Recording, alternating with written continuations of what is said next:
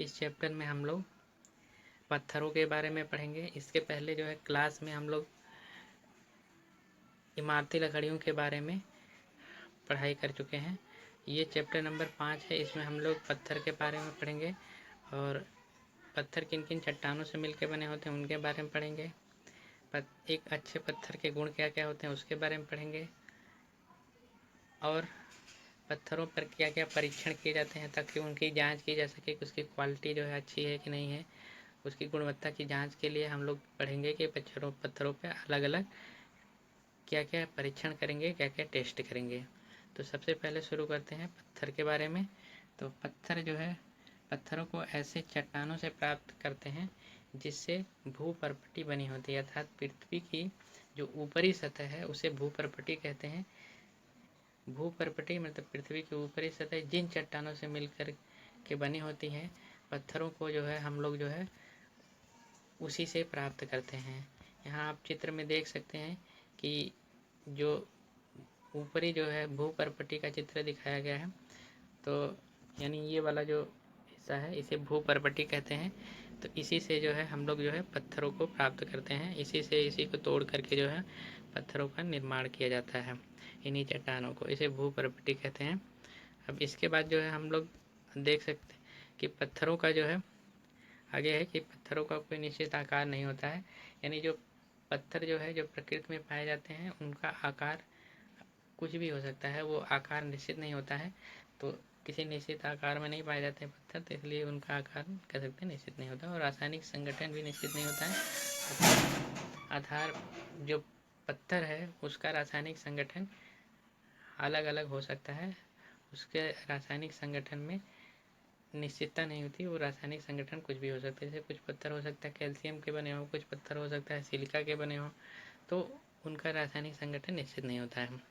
आगे हम लोग इसके बाद जो है चट्टानों के बारे में देखते हैं, चट्टानों के प्रकार। तो जिन जिन जिनसे पत्थर मिलकर बना होता है, तो आप देख सकते हैं कि जो भूवैज्ञानिक वर्गीकरण के आधार पर यानी जियोलॉजिकल क्लासिफिकेशन के आधार पर चट्टानें 3 प्रकार की होती हैं। पहली अग्नेय चट्टानें, दूसरा अवसादी चट्टानें, तीसरा रूपांतरित चट्टानें। तो पहली चट्टान यानी अग्नेय चट्टान के बारे में बात करते हैं। तो अग्नेय चट्टान जो है ये पहली जो नंबर 1 है अग्नेय चट्टान। अग्नेय चट्टान जो है ज्वालामुखी विस्फोट के कारण जो है जो लावा निकलता है उसी को जब वो ठंडा होकर के लावा जम जाता है तो जो चट्टान प्राप्त होती है उसे हम लोग अग्नेय चट्टान कहते हैं।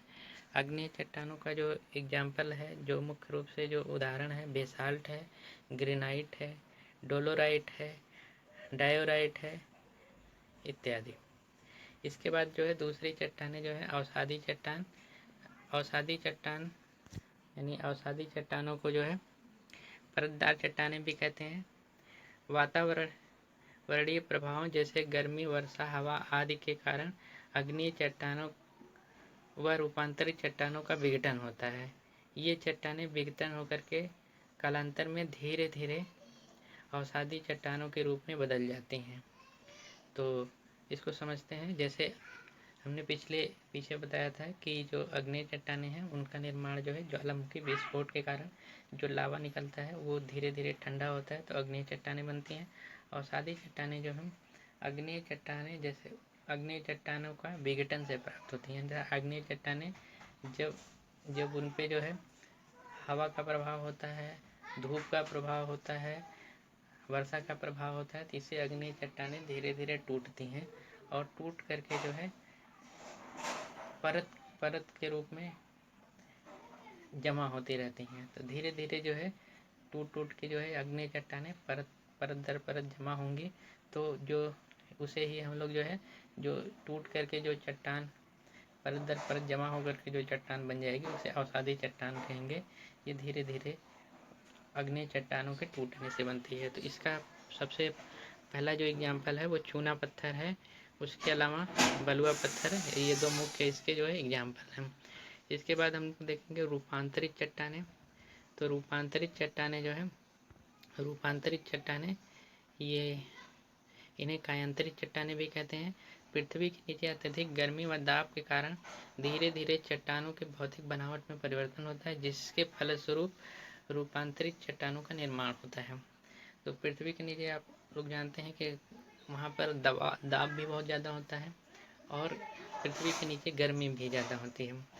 तो पृथ्वी के नीचे अत्यधिक दाब और गर्मी के कारण वहाँ पे जो भी आग्नेय चट्टानें हैं या फिर औषधीय चट्टानें हैं, परतदार चट्टानें हैं, वो अत्यधिक दाब और गर्मी के कारण धीरे धीरे उनमें बदलाव होता है। उनका भौतिक आकार, भौतिक बनावट में परिवर्तन हो जाता है और वही परिवर्तित होकर के रूपांतरित चट्टानें यानी मेटामॉर्फिक रॉक के रूप में बदल जाती हैं। तो इसमें जो है रूपांतरित चट्टानों में स्लेट है, संगमरमर है, नीज है, ये सब मुख्य इसके जो है प्रमुख उदाहरण हैं। अब इसके बाद जो है हम लोग देखेंगे कि एक अच्छे पत्थर की क्या क्या विशेषताएं हैं।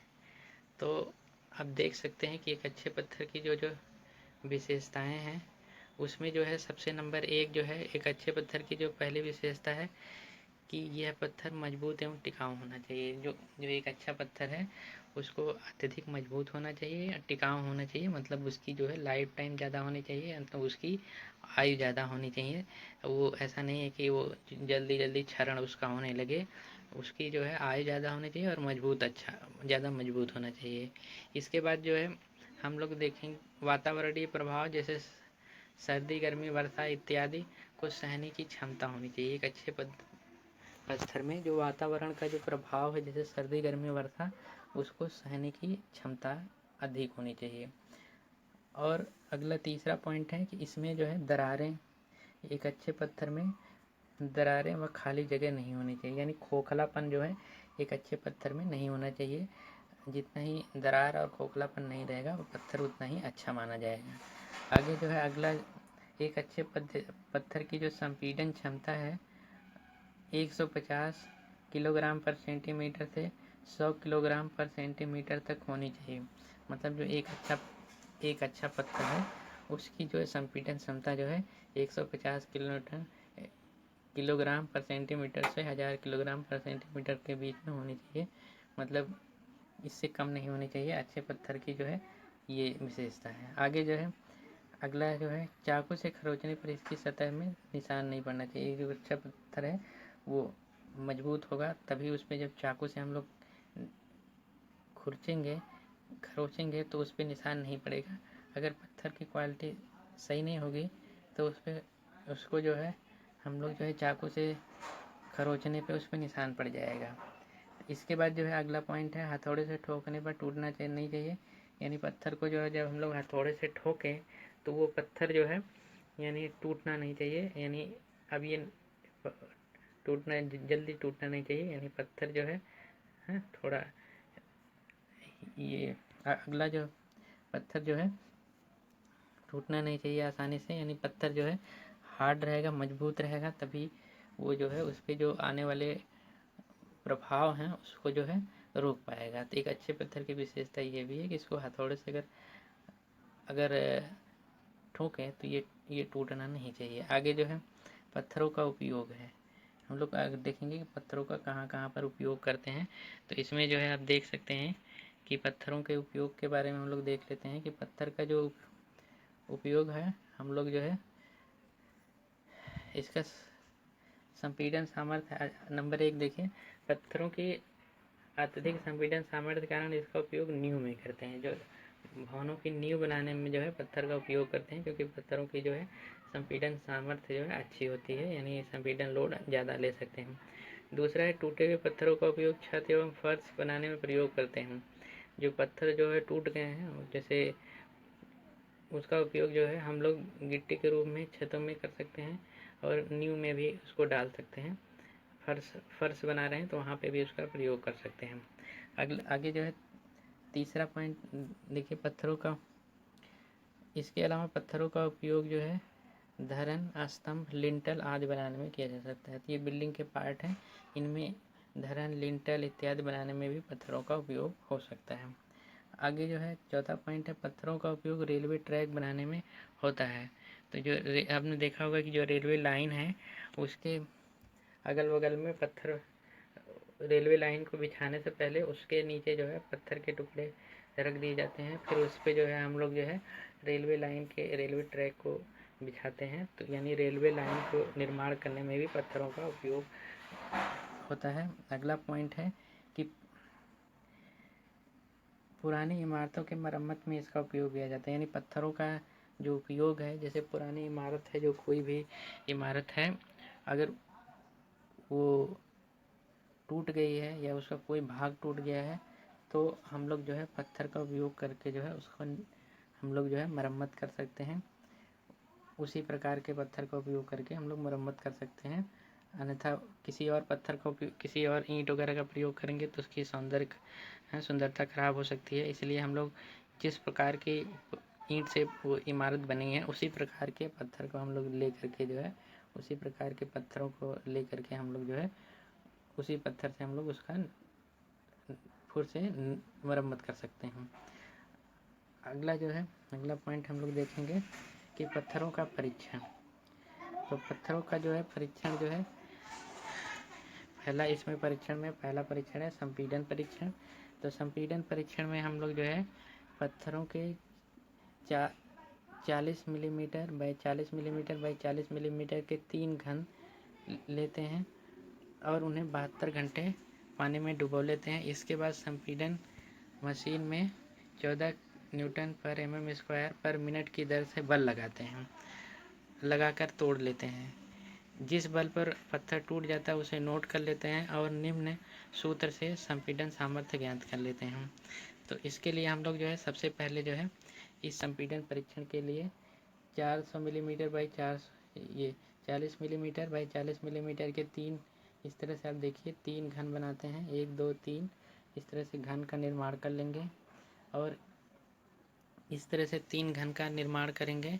और इसके बाद जो है हम लोग जो है जिसका संपीड़न परीक्षण करना होगा उसके बाद जो है 3 घन का निर्माण करने के बाद 72 घंटे के लिए इन 3 घनों को पानी में डुबा देंगे और फिर इन 3 घनों को जो है एक 1 बाई 1 मतलब क्रम से एक एक करके जो है संपीड़न मशीन में ले जाएंगे और उस मशीन में जो है 14 न्यूटन पर mm स्क्वायर पर मिनट की दर से लोड लगाएंगे और पत्थर जो है वो मशीन जो है पत्थर को दबाएगी और जिस दाब पे जो है पत्थर टूट जाएगा उस दाब को मशीन में जो डायल गेज है वहाँ से हम लोग नोट कर लेंगे और नोट करने के बाद जो है हम इस फार्मूले में रख करके पत्थर की संपीड़न सामर्थ्य ज्ञात कर लेंगे। मतलब वो मशीन जो है बता देगी अधिकतम कितने बल पे यह पत्थर टूटा है तो वो बल नोट कर लेंगे, बटे में घन की सतह का क्षेत्रफल कर लेंगे तो ये पत्थर की संपीड़न सामर्थ्य है। यानी घन की सतह जो है 40 बाई 40 की है तो यानी 40 × 40 यानी घन का क्षेत्रफल हो जाएगा सतह का और जितने लोड पे टूटा है वो डिवाइडेड बाई घन की सतह का क्षेत्रफल कर लेंगे तो हमको संपीड़न सामर्थ्य आ जाएगी।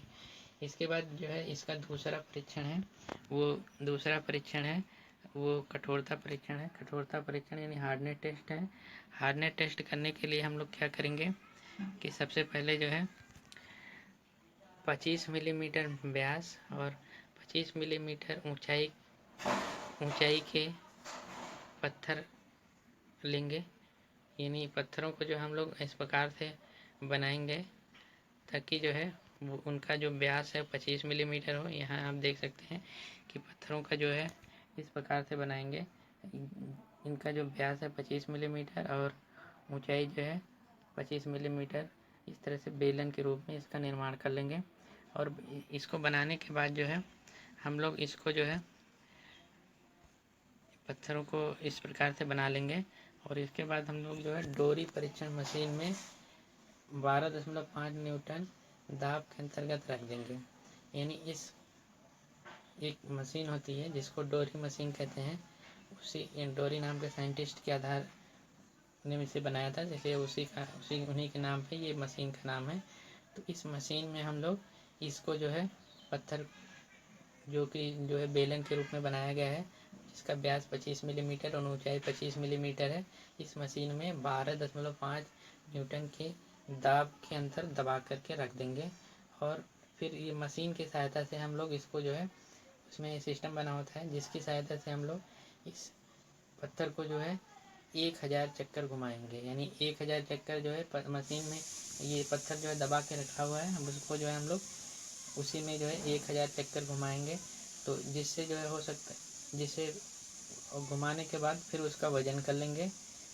तो जब पत्थर को हम लोग जो है 1000 चक्कर इतने दाब पे रख करके पत्थर को जब घुमाएंगे तो हो सकता है कि पत्थर के जो कुछ पार्ट है वो घिस के निकल जाए, या हो सकता है कुछ पार्ट जो है टूट के अलग हो जाए। तो इससे जो है पत्थर के जो है वजन में कमी आएगी। तो उसकी जो शुरू का वजन है और जो है बाद वाला वजन फिर से 1000 चक्कर घुमाने के बाद नोट कर लेंगे बाद वाला वजन। तो दोनों के वजन शुरू का जितना वजन था उसमें से हम लोग जो है पत्थर का जो बाद में 1000 चक्कर डोरी मशीन में घुमाने के बाद जो वजन आया है उससे माइनस कर लेंगे। तो हमको पता चल जाएगा कि पत्थर के भार में कितनी कमी हुई है। तो पत्थर के भार में जितनी कमी हुई है वो हमको पता चल जाएगी। तो इस वाले नीचे जो फार्मूला है कि कठोरता गुणांक बराबर 20 माइनस पत्थर के भार में कमी डिवाइडेड बाई 3। तो इसी से हम लोग जो है इस फार्मूले में पत्थर में भार में जितनी कमी आई है वो निकाल करके जो है 3 से भाग करके और 20 से माइनस कर देंगे तो हम पत्थर की कठोरता पता चल जाएगी, नहीं पत्थर का कठोरता गुणांक पता चल जाएगा। इसके बाद जो है तीसरा परीक्षण है जल अवशोषण परीक्षण। तो जल अवशोषण परीक्षण जो है हम लोग जो है करने के लिए जो है पत्थर सबसे पहले जल अवशोषण परीक्षण करने के लिए पत्थर का 3 सेंटीमीटर का घन लेकर के तौल लेते हैं। तो पत्थर को हम लोग जो है सबसे पहले एक घन के रूप में काटेंगे जो कि 3 centimetre bye 3 centimetre bye 3 centimetre लंबाई चौड़ाई ऊंचाई का घन होगा।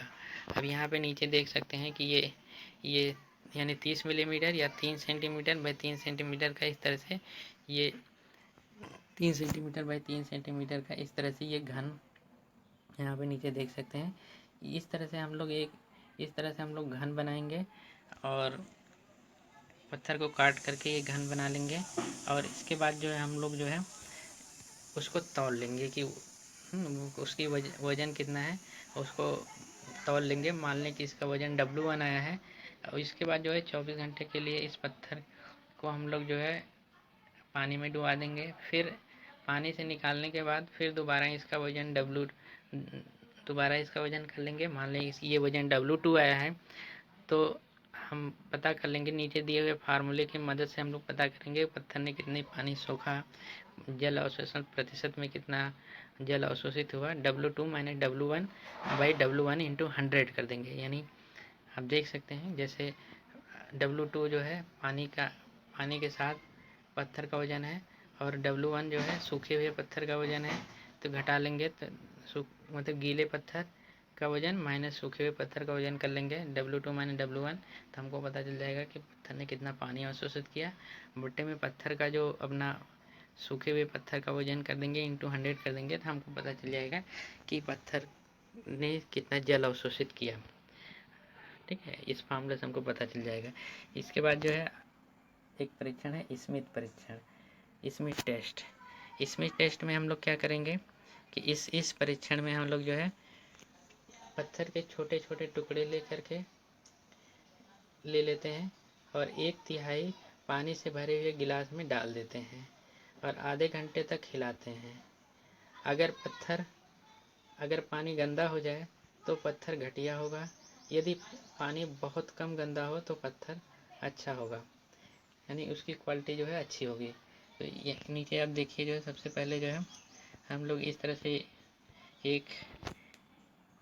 से गिलास ले लेंगे। इसमें जो है पत्थर के छोटे छोटे टुकड़े जो है हम लोग इसमें पत्थर के छोटे छोटे टुकड़े जो है डाल देंगे और इसको जो है पत्थर के टुकड़े डालने के बाद जो है इसको जो है हम लोग हिलाएंगे तकरीबन जो है इसको जो है हिलाएंगे, मतलब हम लोग जो है पत्थर आधे घंटे तक इस गिलास को हिलाते रहेंगे। और उसके बाद देखेंगे जो गिलास में पानी है अगर पत्थर की क्वालिटी सही नहीं होगी तो पत्थर पानी के संपर्क में हिलाने पे जो है पत्थर का कुछ न कुछ भाग जो है पानी में आ जाएगा जिससे पानी जो है मटमैला हो जाएगा। मतलब अगर जो है पानी मटमैला नहीं, अगर पत्थर जो एकदम कठोर होगा तो वो पत्थर जो है पानी में डालने पर वो घुलेगा नहीं, उसमें कुछ जो है पानी में उसका कोई अवशेष नहीं आएगा।